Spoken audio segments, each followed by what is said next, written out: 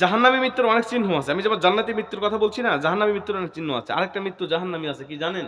নবীজি বলেন, যে ব্যক্তি মান কাতালা নাফসাহু বিগাইরি শাইইন উযযিবা বিহি ইয়াউমাল কিয়ামাহ, যে ব্যক্তি শেষ মৃত্যুটা হয় তার আত্মহত্যা করে, মৃত্যুটা তার হয় আত্মহত্যা করে, অথচ সে হাজী ছিল, অথবা সে অনেক দানশীল ছিল, অথবা সে অনেক ভালো মানুষ ছিল, চরিত্রবান ছিল, কিন্তু মৃত্যুটা তার হয়েছে আত্মহত্যা করে। নবীজি বলে, ওর জীবনে সব আমল বরবাদ হয়ে যায়, আমার আল্লাহ মরতে দেরি হয়, ওর কবরটাও জাহান্নামের গর্ত করতে দেরি করে না। ভাই, আত্মহত্যা করা যাবে? আপনাকে অনেক সময় শয়তান ধোঁকা দেবে, আত্মহত্যা কর, এই দুনিয়ার জীবন রেখে লাভ কি? তোকে কেউ মূল্যায়ন করে না, তোকে কেউ বোঝে না, তোর মন বোঝে না, তুই এই দুনিয়ার জমিনে বেঁচে থেকে লাভ কি? আত্মহত্যা কর। আপনাকে শয়তান ধোঁকা দেবে।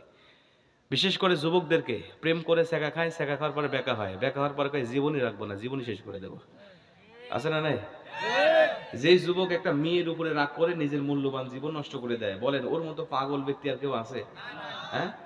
ও যদি বুদ্ধিমান হইতো, ও চিন্তা করতো যে আমার জীবন নষ্ট করেছে বা আমাকে ধোকা দিয়েছে যেই মেয়ে, ওর উপরে জিদ তৈরি করে ওর মূল্যবান জীবনটা এত সুন্দর করে সাজাবে, ওর উজ্জ্বল ভবিষ্যৎ দেখে ওই মেয়ে নিজেই ধুকে ধুকে মরতে থাকবে। কথা কোন ঠিক কি না?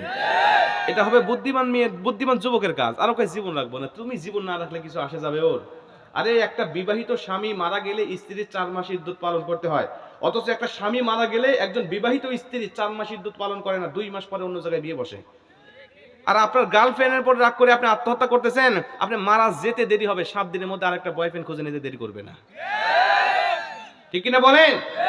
অতএব আপনারা যদি যুবক বুদ্ধিমান হয়ে থাকেন, আপনি যত ছেঁকা খাবেন, এটা তো হারাম, অবশ্যই হারাম, হারাম রিলেশন তো করা যাবেন না, কিন্তু যদি করে বসেন তাহলে আখান থেকে আপনি শিক্ষা নিয়ে আর কোন রিলেশনে জড়াবেন না এবং নিজের জীবনটাকে সুন্দর করে সাজাবেন, এত সুন্দর করে সাজাবেন যে আপনাকে ফাঁকি দিয়েছে ও যেন বুঝতে পারে আমি একটা রত্ন হারিয়েছি। কথা কোন ঠিক কি না? এটা হলো আপনার আদর্শ যুবকের, বুদ্ধিমান যুবকের একটা টার্গেট। আর আপনাকে জীবন রাখবো না, জীবন না রাখলে কিছু আসে যাবে? আপনি দুনিয়াও হারালেন, দুনিয়া থেকে বিদায় নিতে দেরি হবে। নবীজি বলেন, মান কাতালা নাফসাহু বিগাইরি শাইইন উযযিবা বিহি ইয়াউমাল কিয়ামা, কিয়ামতের ময়দানে ওকে উত্তোলন করা হবে। বলা হবে, যুবক বলো কিভাবে মারা গেছিলে? যুবক বলবে, আল্লাহ গলায় ফাঁসি নিয়েছিলাম। আল্লাহ বলবে, ঠিক আছে একটু দাঁড়াও। জাহান্নামের ফেরেশতাকে বলবে, জাহান্নাম থেকে একটা রশি নিয়ে আসো, নিয়ে এসে ওর হাতে দাও, ওর হাতে দেওয়া হবে। বলা হবে, বলো তুমি কিভাবে পেঁচিয়েছিলে, তুমি সেইভাবে এই জাহান্নামের রশিটা তোমার গলায় পেঁচাও। তখন সে ওইভাবে জাহান্নামের রশিটা গলায় পেঁচাতে থাকবে আর চিৎকার করতে থাকবে। আল্লাহ পাক ফেরেশতাকে বলবে, এটাকে জাহান্নামের আগুনের উপরে ঝুলন্ত অবস্থায় রেখে দাও। ও দুনিয়াতে আত্মহত্যা করেছে, ওর মরণ হয়ে গেছে, দুনিয়ার কষ্ট শেষ হয়ে গিয়েছিল, কিন্তু এই জাহান্নামের মধ্যে ওর কোনো মরণ হবে না। ওকে নিচ থেকে জাহান্নামের আগুন তাপ দিবে, উঁচু থেকে জাহান্নামের রশিটা তার গলায় ফাঁসি ঝুলতে থাকবে, ওর মরণ হবে না, কষ্ট চলতেই থাকবে। জোরে কর নাউজুবিল্লাহ। ওই জন্য খবরদার ভুলেও আত্মহত্যার কথা মুখে আনবেন না। মা বোনরা বিশেষ করে আত্মহত্যা এটা তারা বেশি চিন্তা করে, স্বামীর জ্বালা যন্ত্রণা সহ্য করতে পারে না, শ্বশুর শাশুড়ির কথা সহ্য করতে পারে না, এক পর্যায়ে মেয়ে মানুষের বুদ্ধিগন্ত ও দুনিয়া থেকে বিদায় নিয়ে চলে যায়। খবরদার আত্মহত্যার কথা মুখে আনবেন না। যদি একবার আনেন, শয়তান আপনাকে ধোঁকা দিবে, বারবার দিয়ে দিয়ে দিয়ে এক পর্যায়ে আপনার ওই কাজটা করে ফেলবে। আল্লাহ পাক আমাদেরকে আত্মহত্যা থেকে বিরত থাকার তৌফিক দান করুন। জোরে আমিন। তাহলে জাহান্নামের মৃত্যুর অনেক চিহ্ন আছে, আমি আপনাদের সময় পাইলে বলতেছি। আসেন, আমার মূল টার্গেটের দিকে যাচ্ছি। আপনারা কি শুনবেন? গান শোনা যাবে? জোরে বলেন, গান শোনা যাবে? কি শুনবেন?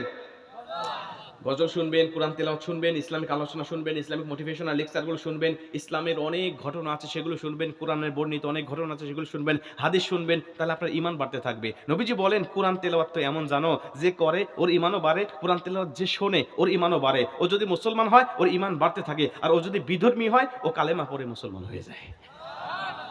আপনারা শুনে খুশি হবেন, পৃথিবীতে, গোটা পৃথিবীতে এখন প্রতিদিনে 8,500 মানুষ কালেমা পড়ে মুসলমান হচ্ছে। ওআইসি রিপোর্ট তৈরি করেছেন, গোটা বিশ্বের জরিপ হিসাবে 2024 সালে প্রতিদিন 8,500 মানুষ কালেমা পড়ে গোটা পৃথিবীতে মুসলমান হয়েছে।